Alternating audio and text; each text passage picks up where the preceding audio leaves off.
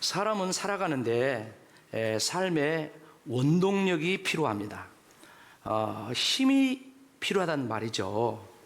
그래서 그 삶의 원동력을 사람마다 이제 그 삼는 이 내용들이 다른데, 보편적으로 보면 사람들은 이제 물질을 삶의 원동력으로 힘으로 삼지요. 그래서 이제 재정적으로 이렇게 넉넉하고, 또 하다못해 하면은 우리 지갑에 현금이 좀 이렇게 넉넉하면은 사람 만나는 것도 이제 자신감 있고 밥 한 끼를 요구하고 이제 먹는 것도 괜찮지만, 그렇지 못하면은 사람 만나는 것도 쉽지가 않아요. 사실 세상에 살면서 대부분의 사람들은 이제 이 물질에서 자유하지 못한다, 이렇게 말해도 크게 이제 이견이 없을 거예요. 그런가 하면은 어떤 사람은 이제 권력 지향형, 이 권력을 삶의 그 원동력으로 삼고 사는 그런 사람들이 있습니다. 이런 것이죠. 내가 어느 모임이라든가 어느 단체, 어느 회에 가서 내가 뭔가를 해봐야 돼. 자리를 이렇게 찾고 장을 되고 싶고, 하다 보면 이제 동네 반장이라도 하고, 개 모임하면 이제 개주라도 하고, 등등등. 이런 이 권력 지향형의 사람이 있습니다. 그런데 이런 사람의 특징이 바로 이제 그런 모습이지만은, 이제 뭐 그것도 세월이 가면은 아무것도 아니라는 것을 알게 되죠. 그런가 하면은 뭐 취미, 재미, 이런 것들을 굉장히 중요하게 여기고 사는 그런 사람이 있어요. 그래서 자꾸 이렇게 취미 생활이라든가 이게 집중하고 재미를 쫓아가고, 그러다가 이제 재미가 없으면 또 바꾸고, 특징이 뭐냐면 자꾸 이렇게 재미가 없으면 이렇게 바꾸는, 실증을 쉽게 내는 그런 모습들이 있죠. 그런데 우리 모두에게 그런 게 다 있는데, 우리 성도들은, 우리는 예수 믿는 자들로서 우리들의 삶의 원동력이 무엇인가, 그것을 말씀을 드리려고 해요. 한마디로 표현하면 우리 성도의 삶의 원동력은 하나님의 은혜인 줄로 믿습니다. 은혜가 삶의 원동력이라는 것이에요. 아무리 우리의 삶이 힘들고 어렵고 때로는 질병이 있고 여러 가지 환경에 이제 어려움이 있고 문제가 있다 할지라도, 하나님의 은혜가 있으면은 그런 것들이 크게 문제가 되지 않고 감당하고 또 자신감이 있어요. 그런데 하나님의 은혜가 없으면 남들이 부러워하는 인생이어도 괜히 짜증나고 괜히 불편하고 괜히 그런 것이에요.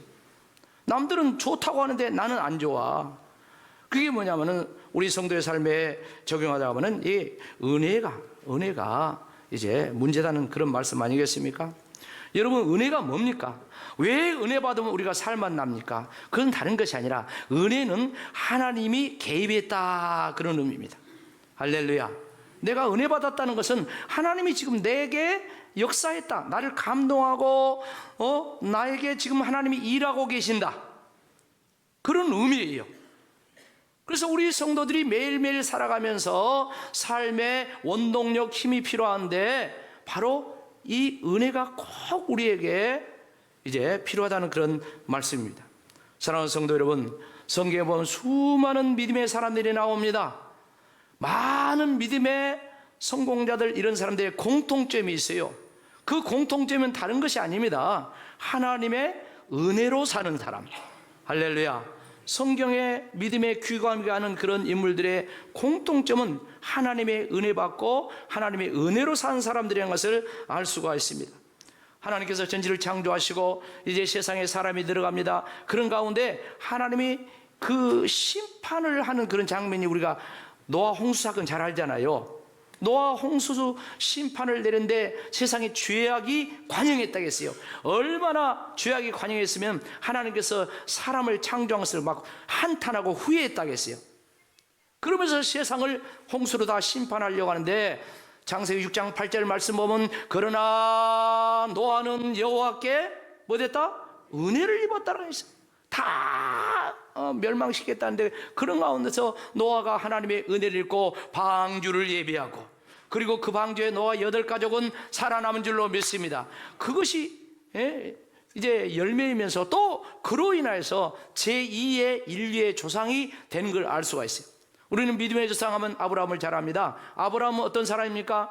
그 조상, 그 삶의 기반은 불신앙이요, 또 성경 이외의 그 문서들을 보면은 아브라함 아버지 그 집안은 우상 장사했다고 그래요. 우상 장사, 우상 만들어 파는 그런 인생을 75년 동안 아버지와 함께 그렇게 살았던 이 아브라함에게 하나님이 찾아오셔서 은혜 베푸신 줄로 믿습니다. 아브라함을 부르셨어요. 그것이 은혜예요. 그 은혜를 받고 하나님 부름 따라, 말씀 따라 나아가면서 우리가 잘 아는 것처럼 아브라함은 믿음의 조상이 되는 거 아니겠습니까? 아브라함이 100살에 이삭을 낳았습니다. 이삭이 100살에 태어났어요. 아버지 아브라함이 100살이요, 엄마가 90살이요. 그런데 어쨌습니까? 하나님께서 사라의 태문을 여시사 은혜를 베푸시사 이삭이 태어난 줄로 믿습니다. 이삭이 태어나가지고 그 이삭은 곧 예수님의 예표가 되는 거예요. 이삭은 믿음의 씨요, 생명의 씨요, 천하 만민이 너로 인하여 복을 받을 것이다, 이런 말씀들을 담고 있는 그런 인물이 바로 이제 이삭이요, 아브라함이에요.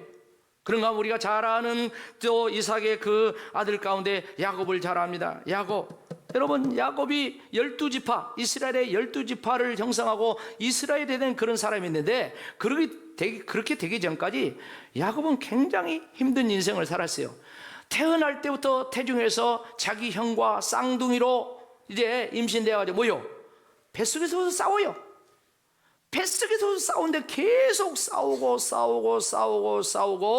나이가 70이 되어서 이제 집에서 쫓겨날 때, 도망칠 때까지, 그렇지 않습니까?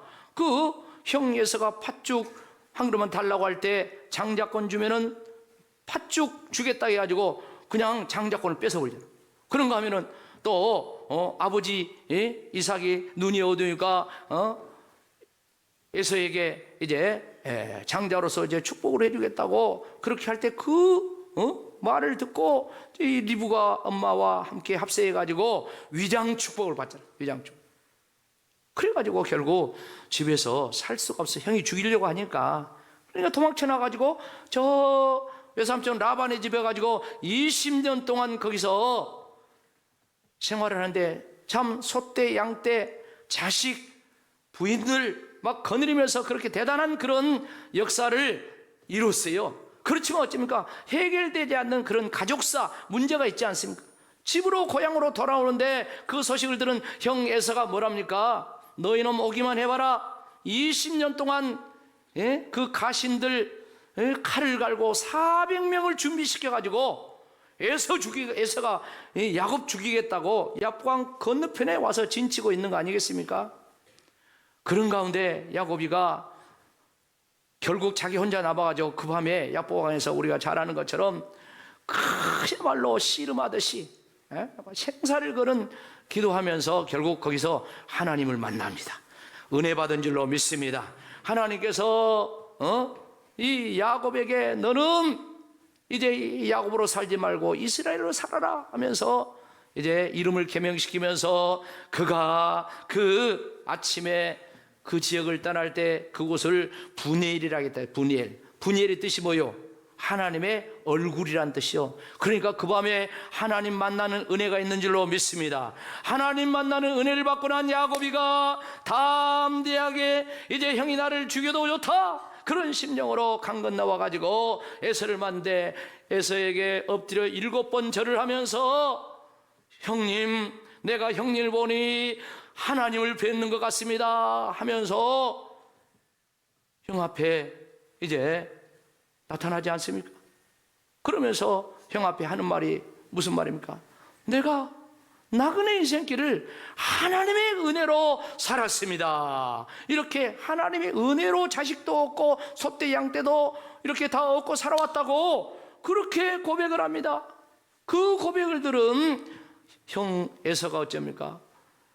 내 동생아, 네가 얼마나 고생했냐 하면서 들고 있던 칼을 땅바닥에 내려놓고 그 야곱을 일으키고 끌어안고 울면서 입을 맞추고 그런 내용이 나오지 않습니까? 사랑하는 성도 여러분, 하나님의 은혜가, 할렐루야, 하나님의 은혜가 이 가족 간에 수십 년 먹은 이 문제를 해결하는 거예요. 하나님의 은혜가. 그런 은혜의 역사 속에 야곱의 인생이 이제 펼쳐지고 12지파 12아들이 태어나고, 그리고 그 12지파가 이스라엘이라는 나라를 건설한 거 아니겠어요? 그 가운데 또 우리가 요셉이라는 자식을 또 잘 압니다. 여러분, 요셉이 어떻습니까? 야곱이가 사랑하는 그 아내 라헬이 나와가지고 얼마나 요셉을 사랑했는지 몰라요. 그러다 보니까 요셉에게는 더 좋은 옷도 입히고 먹을 것도 더 주다 보니까 그 형제들이 요셉을 막 그냥 싫어하는데, 얼마나 시기 질투 싫어했으면 요셉을 막 죽여버리려고 그랬습니까? 그러다가 결국 어쩌죠? 요셉이가 자기 형제들에 의해서 애굽의 종으로 팔려가 버리잖아요. 그런데 요셉이가 애굽의 종으로 팔려가서 보디발에서 종살이지만 하나님이 함께 하시니, 할렐루야, 요셉이 어디로 가든지 무엇을 하든지 하나님이 함께 하시니 그의 모든 형사가 형통하였더라. 하나님의 은혜가 있는 거예요. 여러분, 종살이에도 하나님이 함께 하시고 은혜 베푸시니까 그 보디발의 집이 잘 되는 줄로 믿습니다. 요셉이 일도 잘하고 착하고 얼굴도 예쁘고, 그러니까 이 보디발의 아내가 연정을 품고 요셉을 어떻게 해보려고 하죠? 요셉이 안 넘어가잖아요. 그런 가운데 어째요? 요셉을 모함해가지고 저놈이 나를 겁탈하려고 했다 해가지고 결국 요셉이가 감옥까지 가잖아요. 여러분, 하나님의 은혜 입은 자도 이렇게 억울하게 누명쓰고 그렇게 갈 수도 있어요. 그렇지만 어쩝니까? 요셉이 혼자 감옥 간 것이 아니라 하나님이 함께 하시고 감옥에서도 은혜 베푸신 줄로 믿습니다. 요셉이 죄수로 들어갔지만 하나님께서 간수에게 은혜를 베푸니까 간수의 마음이 바뀌어가지고 요셉을, 죄수인 요셉을 간수로, 이 간수 보조로 이렇게 쓰는 거예요. 그런 가운데 요셉이 죄수지만 그 간수에서 간수 보조 일을 하고 거기서 이 공무원처럼 그렇게 일을 하는 거예요. 그런 가운데 그 애굽의 바로 왕의 그 신하들 가운데 술 맡은 가는장, 떡 굽는 가는장이 그곳에 죄수로 들어와 있잖아요. 어느 날 꿈을 꾸고 그 꿈을 해몽해 주라는데 요셉이가 꿈꾸는 자 아닙니까?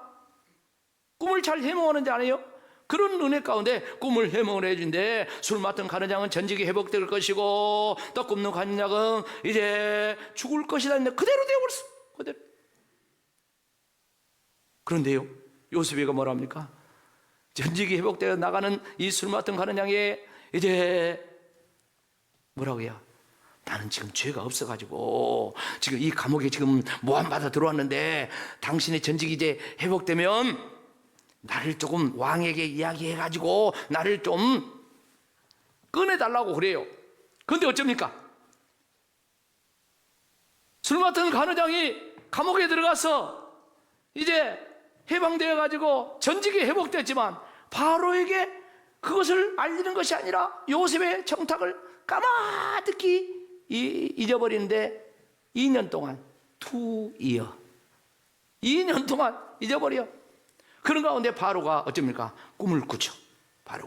바로가 꿈을 꾸는데 그 꿈을 해몽할 사람이 한 사람도 없어. 애굽의 술사들, 박사들 아무도 지혜자가 꿈을 해몽을 못해. 그런 가운데 아니 이 대애굽에 이 꿈을 해몽할 사람이 없느냐? 그때 술 맡은 관회장이 딱 생각이 나는 거. 아이고, 이 종을 용서해 주세요. 이 종이 감옥에 있을 때 요셉이라는 히브리 청년이 내 꿈을 해몽해서 이제 전직이 회복되어 왔는데 내가 그걸 깜빡 잊어버렸네요. 요셉이 꿈을 해몽을 잘합니다. 그러니까 빨리 데려와라 해가지고 요셉을 데려와서 그 꿈을 해몽을 하니 그냥 꿈이 해몽이 아니에요. 7년 동안 풍년이 들 텐데 풍년이 들 때 모든 곡식들을 다 이렇게 사들여가지고 저장을 해 놓으세요. 그리고 앞으로도 7년 풍년 반대로 흉년이 들 텐데 그때는 이 양식을 풀어가지고 백성들을 살리면 될 것이다. 경제정책. 그냥 꿈이 아니라 요셉의 그런 지혜 가운데 경제정책까지 다 이렇게 베푸는 거예요. 그런 가운데 이제 풍년이 들 때는 괜찮지만 흉년 때가 문제 아니야. 항상 흉년이 문제잖아요. 흉년 들 때 가나안 땅에 요셉의 아버지 야곱이 있는 그 일가 친척 모든 그 식구들 그들도 다 굶어 죽게 생겼어. 그런데 애굽에는 양식이 있다더라 소문 듣고 양식을 가서 사와라 해가지고 결국 그 형제들이 요셉을 만나고, 할렐루야, 요셉을 만나고, 그리고 자기 아버지 그리고 모든 한 70여 명의 일가 친척 전부 다 애굽으로 이주시켜서 애굽에 살게 되는 그야말로 그런 역사가 있어. 애굽으로 이민 간 거야. 근데 이게 그냥 양식 구하러 사는 그런 게 아니에요. 창세기 15장에 보면은 믿음의 조상 아브라함이 하나님의 제사를 드리면서 하나님께서 말씀하신 미래 예언이 있어. 그 미래 예언이 뭡니까? 창세기 15장 13절 14절 말씀 보면은 네 후손들이 이방에서 객이 돼가지고 400년 동안 그들 성이 종살이 하다가 이제 그들이 괴롭힐 때 하나님이 그들을 해방시켜서 나오는데 그들이 큰 재물을 가지고 뭐더래요? 나오리라. 이 말씀을 하시거든요. 근데 자기 할아버지, 그죠?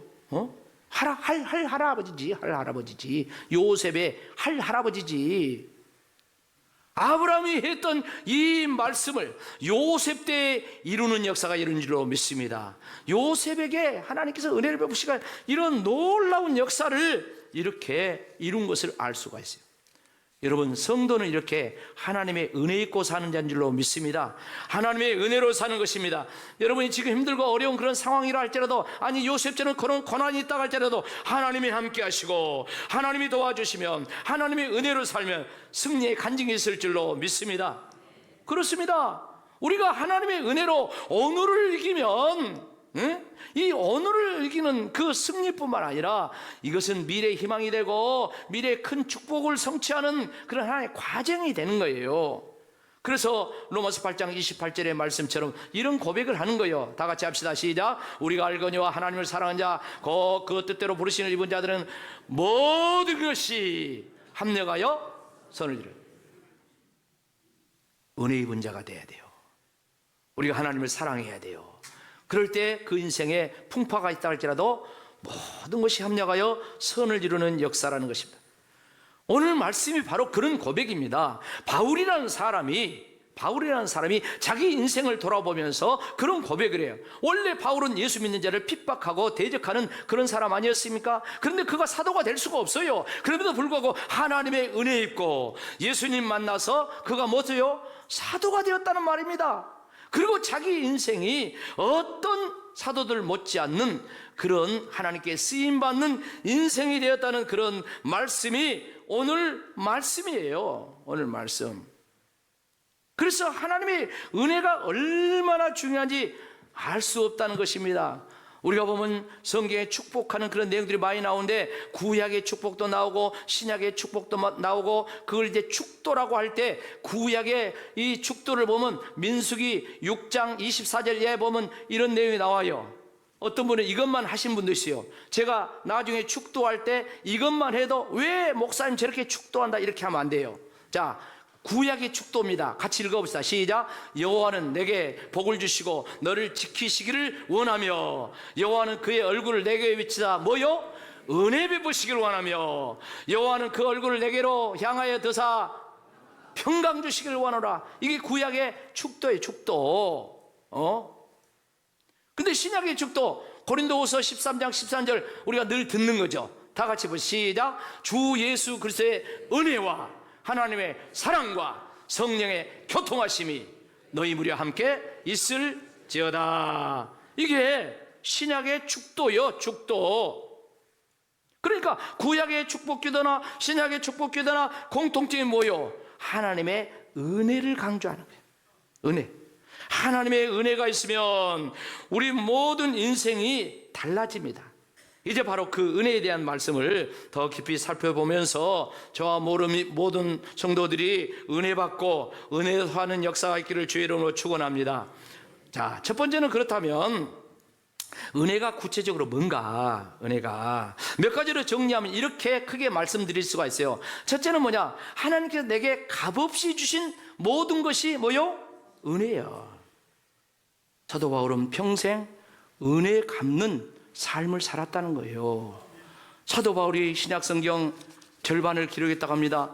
그런데 그 절반을 기록한 그 내용들을 보면은 은혜 받은 것을 다 감당하는, 하나님의 은혜의 복음을 전하는 그 내용이에요. 그래서 그 은혜의 복음을 전하는 그 일을 마치기 위해서는 사도행전 20장 24절 말씀 보면은 자기 생명도 조금도 귀한 것으로 여기지 않고 자기가 그 일을 계속 한다고 이렇게 말씀을 하고 있습니다. 사랑하는 성도 여러분, 성경에 은혜를 은혜로 갚아주는 은혜의 선순환의 이야기가 나와요. 이 은혜의 선순환의 이야기를 꼭 우리가 귀담아 들어야 될 것은, 여러분, 이스라엘의 일대 왕 사울 왕이 이제 전쟁터에 나가서 죽게 됩니다. 그런데 어쩝니까? 아무도 이 사울을 장례를 치러주지 않아요.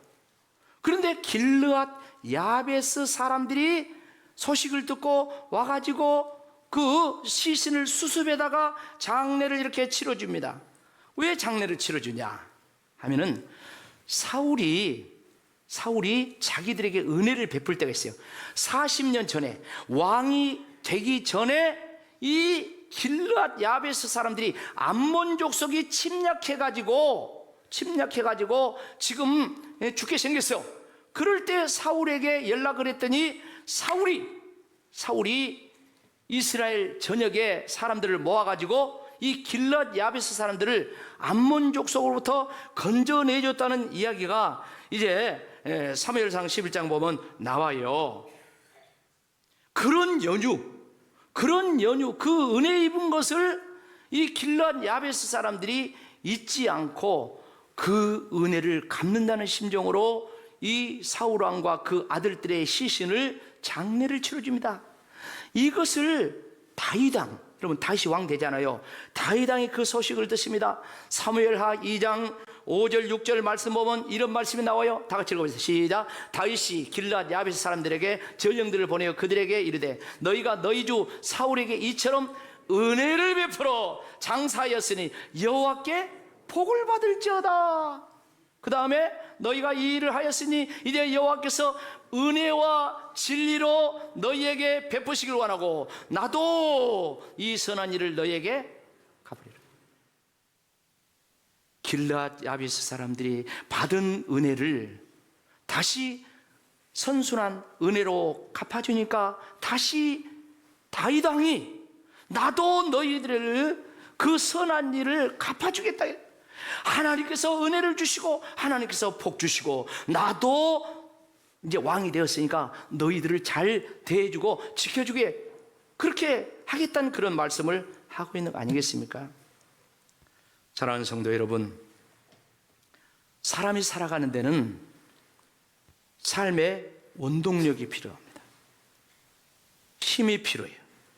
그런데 우리 믿음의 성도들은 뭐가 힘이냐? 하나님의 은혜가 힘인 줄로 믿습니다. 하나님의 은혜가 우리 가운데 임하면 절망과 좌절과 낙담 가운데 있는 영혼에게도 용기가 생기고 소망이 생기고 믿음이 생깁니다. 그래가지고 하나님 앞에 기도하며 나갈 때 하나님이 역사하지 않겠습니까?